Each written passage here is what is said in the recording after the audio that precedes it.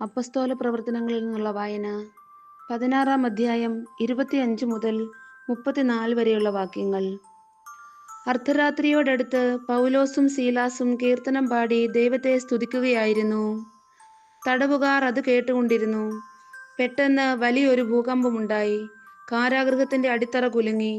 എല്ലാ വാതിലുകളും തുറക്കപ്പെട്ടു. എല്ലാവരുടെയും ചെങ്ങലകൾ അഴിഞ്ഞു വീണു. കാവൽക്കാരൻ ഉണർന്നപ്പോൾ കാരാഗൃഹവാതിലുകൾ തുറന്നു കിടക്കുന്നത് കണ്ടു. തടവുകാരെല്ലാം രക്ഷപ്പെട്ടെന്ന് വിചാരിച്ച് അവൻ വാൾ ഊരി ആത്മഹത്യക്കൊരുങ്ങി. എന്നാൽ പൗലോസ് വിളിച്ചു പറഞ്ഞു, സാഹസം കാണിക്കരുത്, ഞങ്ങളെല്ലാവരും ഇവിടെ തന്നെയുണ്ട്. വിളക്ക് കൊണ്ടുവരാൻ വിളിച്ചു പറഞ്ഞിട്ട് അവൻ അകത്തേക്കോടി. പേടിച്ചു വിറച്ച് അവൻ പൗലോസിന്റെയും സീലാസിന്റെയും കാൽക്കൽ വീണു. അവരെ പുറത്തേക്ക് കൊണ്ടുവന്ന് അവൻ ചോദിച്ചു, യജമാനന്മാരെ, രക്ഷ പ്രാപിക്കാൻ ഞാൻ എന്തു ചെയ്യണം?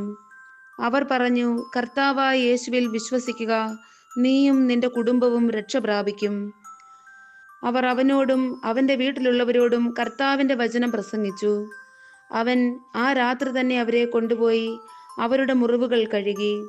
അപ്പോൾ തന്നെ അവനും കുടുംബവും ജ്ഞാനസ്നാനം സ്വീകരിക്കുകയും ചെയ്തു.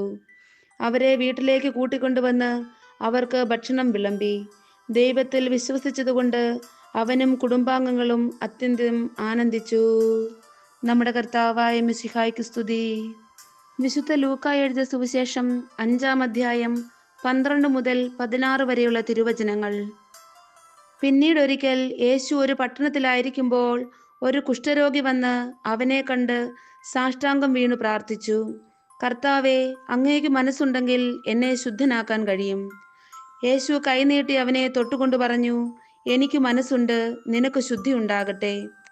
തൽക്ഷണം കുഷ്ഠം അവനെ വിട്ടുമാറി. യേശു അവനോട് പറഞ്ഞു, ഇക്കാര്യം നീ ആരോടും പറയരുത്. പോയി നിന്നെ തന്നെ പുരോഹിതന് കാണിച്ചു കൊടുക്കുകയും മോശ കൽപ്പിച്ചിട്ടുള്ളതനുസരിച്ച് ജനങ്ങൾക്ക് സാക്ഷ്യത്തിനായി ശുദ്ധീകരണ കാഴ്ചകൾ സമർപ്പിക്കുകയും ചെയ്യുക.